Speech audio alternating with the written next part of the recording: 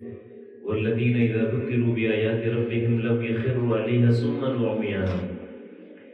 اہل ایمان کی نشانیوں میں سے ایک یہ نشانی ہے کہ جب ان کو اللہ کی آیات پڑھ کے نصیحت کی جاتی ہے تو وہ اندھے اور بہرے بن کر گر نہیں پڑتے، بلکہ ان کی بصیرت حاصل کرتے ہیں، اس کا فہم حاصل کرتے ہیں۔ جس طرح بعض دفعہ آیات سمجھ نہیں آ رہی ہوتی، بندہ واہ واہ کہہ رہا ہوتا ہے،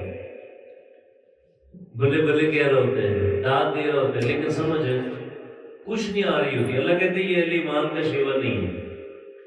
اہل ایمان کا شیوا ہے کہ قرآن بھی پڑھا جائے تو اندھے اور بہرے بن کر کے گرتے نہیں، اس کا بھی شعور اور فہم حاصل کرتے ہیں۔ بدقسمتی سے دنیا میں بہت ساری قومیں ہیں، لیکن امت مسلمہ جذبات کے لحاظ سے، جوش کے لحاظ سے یہ سب سے آگے ہے۔ ہمارا جو تعلق ہے نا اللہ کے ساتھ، یہ بھی جذبات کے اوپر ہوتا ہے۔ ہمارا جو تعلق ہے رسول اللہ صلی اللہ علیہ وسلم کی ذات کے ساتھ، تو یہ بھی جذبات کے اوپر ہوتا ہے۔ ایون کہ قرآن کے ساتھ جو ہماری محبت ہے، یہ بھی جذبات کے اوپر ہے۔ اللہ کے ساتھ اتنی محبت ہے کہ غیر اللہ سے نفرت کریں گے، لیکن اللہ کی ماننے پر بہت کم آئیں گے۔ یہ ہمارا جذباتی پہلو ہے۔ نبی رحمت علیہ السلام سے اتنی محبت ہے کہ حضور کی ناموس کے لیے مر مٹنے کے لیے تیار ہو جائیں گے، لیکن کہا جائے کہ سیرت کو پڑھ لیں تو اس کے لیے 10 منٹ بھی نہیں لیں گے۔ حدیث کی کتنی کتابیں ہیں نہیں پتا ہوگا، کتنی بار آپ نے سیرہ کو پڑھا ہے؟ صفر ہے۔ قرآن سے اتنی محبت ہے کہ دن میں اگر 5-10 بار بھی اٹھا لیں، چون لیں گے، لیکن 60 سالہ زندگی ہوگی ہے ایک بار بھی اس کو ترجمے کے ساتھ نہیں پڑھا۔ یہ سارے جذباتی پہلو ہیں، اور اسلام کہتے ہیں کہ نہیں، آپ میں جذبات نہیں ہونے چاہیے۔ یہ رمضان آیا ہے تو اس میں بھی جذبات نہیں ہونے چاہیے، شعور کے ساتھ رمضان کو گزاریں۔ جذبات کیا ہے؟ ایک بندہ اٹھتا ہے اور ایک دن میں جوش آتا ہے 100 نفل پڑھ دیتا ہے، اگلا پورا مہینہ چھوٹی۔ اسلام کہتے ہیں ایسا جوش جذبہ نہیں چاہیے۔ اسلام کہتے ہیں آپ کے عمروں میں ہمیں دوام چاہیے، تسلسل چاہیے، باقاعدگی چاہیے۔ یہی وجہ ہے کہ اللہ کے نبی صلی اللہ علیہ وسلم فرماتے ہیں احب الاعمال الی اللہ ادومها وان قل۔ اللہ کے ہاں عملوں میں پسندیدہ ترین عمل وہ ہے جو اگرچہ تھوڑے ہوں لیکن وہ روزانہ کی بنیاد پر۔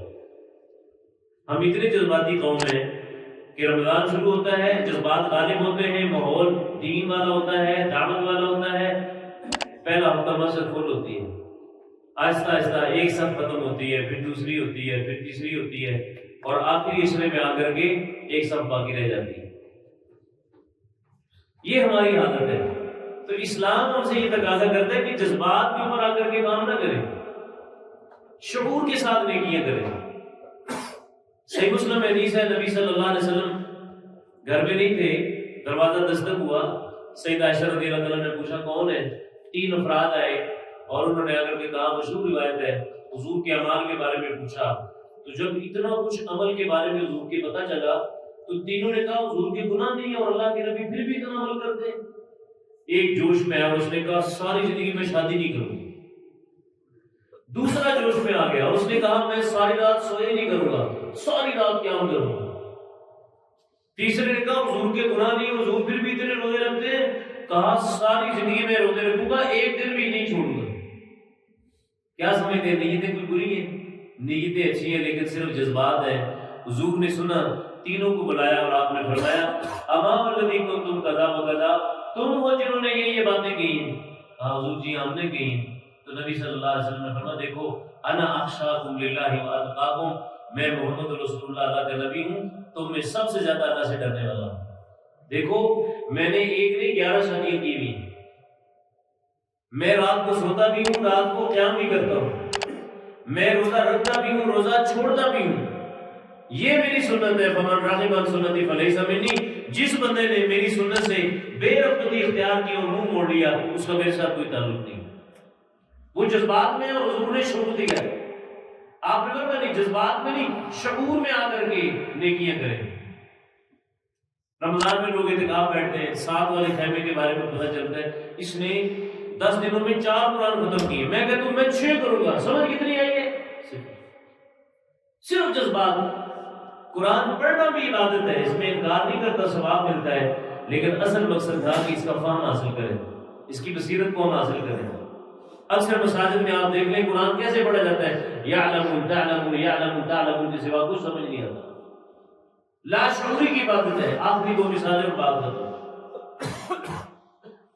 صحیح بخاری میں حدیث ہے، سیدنا حذیفہ رضی اللہ تعالی عنہ نمازیں پڑھتے ہیں، تو سیدنا حذیفہ جنہوں نے حضور سے نماز سیکھی، شخص کو دیکھا مسجد میں نماز پڑھ رہے ہیں، پوچھا منذ کم تصلی بیاض، بھائی کتنے سالوں سے نماز پڑھ رہے ہیں؟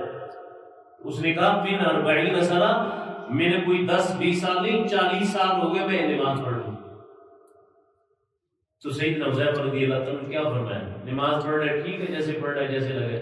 آپ نے فرمایا اذن ما صلیت الان، اگر اسی پہ ڈنگے طریقے سے تو نماز پڑھ رہے اور اتنی جلدی سے 40 سالوں سے نماز پڑھ رہے تو تو یوں سمجھ کہ تو نے ایک نماز بھی نہیں پڑھی.